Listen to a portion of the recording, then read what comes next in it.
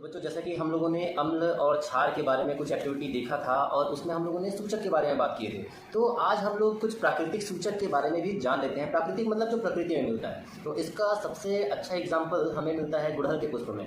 जो आप लोग इसकी पंखुड़ियों को निकाल करके, ये जो पंखुड़ी होती है ना, इसको निकाल करके गर्म पानी में आपको इसको डुबा देना है। फिर उसका जो वाटर होगा वो आपको ब्लू कलर में नज़र आएगा, जैसे कि आपको इस परख नदी में दिख रहा होगा।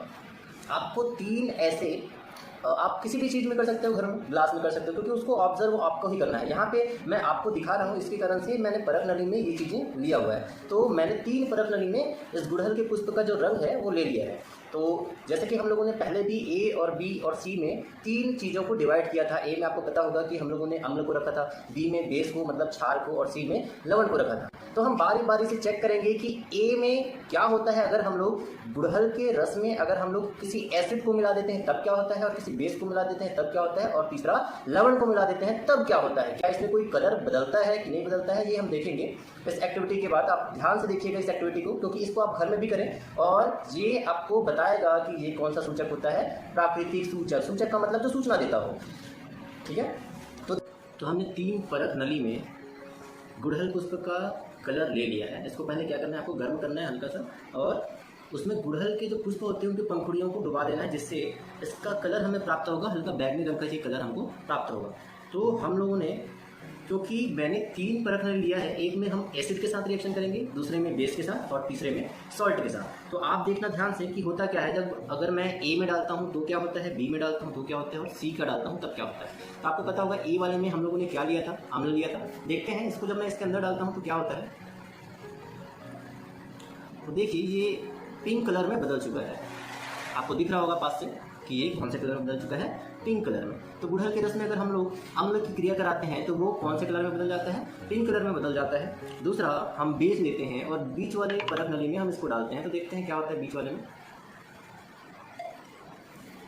तो बीच वाले में अगर हम इसको डालेंगे तो ये हल्का, देखिए ये ग्रीन कलर देता है, आपको दिख रहा होगा। तो ये कैसा हो गया, पूरा ग्रीन कलर हो गया है, आपको आसानी से ये चीज़ दिख रहा होगा। और मैं सी जो तीसरा वाला है इसको भी मैं अब डालता हूँ। ये क्या था, आपको पता होगा ये क्या था, लवण था। और बी वाला क्या था, बेस था, है ना। और सी वाले में लवण है, तो सी वाले में भी हम ऐसा डाल के देखते हैं कि क्या होता है। तो देखेंगे कि इसमें कोई कलर बदला नहीं। तो गुड़हल के रस में अगर हम लोग अम्ल डालते हैं तो वो कौन सा कलर देता है, गुलाबी। अगर हम क्षार डालते हैं तो वो देता है, बीच वाले में कौन सा रंग दिख रहा है आपको, हरा रंग। अगर हम लवण के साथ अभिक्रिया कराएं, क्योंकि वो उदासीन नेचर का होता है, उदासीन गुण दिखाता है, जिसके वजह से इसमें कोई रंग आपको प्राप्त नहीं होता है। तो आप इन तीनों को ध्यान से देखिए, इन तीनों में आपको कलर डिफरेंट नजर आएंगे। तो इस प्रकार से हम लोग गुड़हल के पुष्प में हम लोग अम्ल, क्षार और लवण का परीक्षण कर सकते हैं। और क्योंकि ये एक प्राकृतिक सूचक होता है, प्रकृति में मिल जाता है, आपके घरों के आसपास मिल जाता है, तो आपको किसी और संसाधन की जरूरत नहीं होती है। आप सिर्फ गुड़हल के पुष्प से ही हम इन तीनों चीज़ों को जान सकते हैं कि दिया गया पदार्थ अम्ल है या क्षार है या लवण है। इसी प्रकार आप और भी चीज़ें होंगी जो आपके घर में अवेलेबल होगा, ऐसा और भी सूचक होगा जिसको आपको पता करना है। आप अपने टीचर से पूछिए या किसी से पूछिए कि और भी कौन कौन। तो दूसरा प्राकृतिक सूचक आपके घरों में मिल जाएगा, जो कि होता है हल्दी। हल्दी एक प्राकृतिक सूचक होगा। आप लोगों ने देखा होगा कि हल्दी, अगर आप लोग कभी शादी में गए होंगे तो कभी कभी वहाँ पे हल्दी का एक रस्म होता है, जिसमें आपके शर्ट पे या फिर किसी साड़ी पे हल्दी लग जाती है, किसी भी कपड़े में लग सकता है। तो वहाँ पे हम लोग क्या करते हैं कि साबुन से उसको निकालने की कोशिश करते हैं, साबुन या डिटर्जेंट से।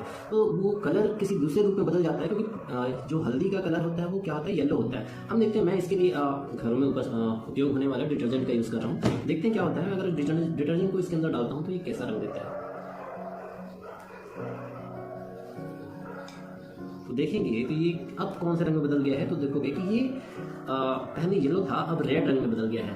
तो ये भी, हल्दी भी एक बेस नेचर का एक सूचक होता है, जो कि क्षारीय सूचक होता है, जो कि क्षार के साथ मिलने के बाद में येलो से ही बदल करके किसमें बदल जाता है, लाल कलर में, जैसे कि आप लोग देख रहे हैं। तो इस प्रकार से हम लोगों ने 2 प्राकृतिक सूचक के बारे में जाना, 2 से 3। एक तो हो गया लिटमस पेपर, दूसरा होता है हमारे पास में गुड़हल का पुष्प, और तीसरा है हमारा हल्दी, घरों में उपयोग होने वाला। तो इस प्रकार से आप जान सकते हैं कि अम्ल, क्षार और जो लवण है इसका हम लोग परीक्षण कैसे कर सकते हैं, सूचक कौन कौन सा हम उपयोग में ले सकते हैं। और भी ऐसे सूचक होते हैं जिसका आप लोग को पता लगाना है। आई होप आप लोगों ने इस एक्टिविटीज से बहुत कुछ सीखने को मिला होगा और जाना होगा कि अम्ल और क्षार की रिएक्शंस के पूरे लगभग एक्टिविटीज मैंने करा दिए हैं। कुछ बचे होंगे, लेकिन लगभग इससे ही जुड़े हुए आपके प्रश्न में आते हैं, और इन चीज़ों को लेकर ही मैं इस एक्टिविटीज को आपके पास लेकर आया था। तो आई होप आपको पूरी चीज़ समझ में आया होगा। तो फिर हम मिलते हैं नेक्स्ट टॉपिक के साथ।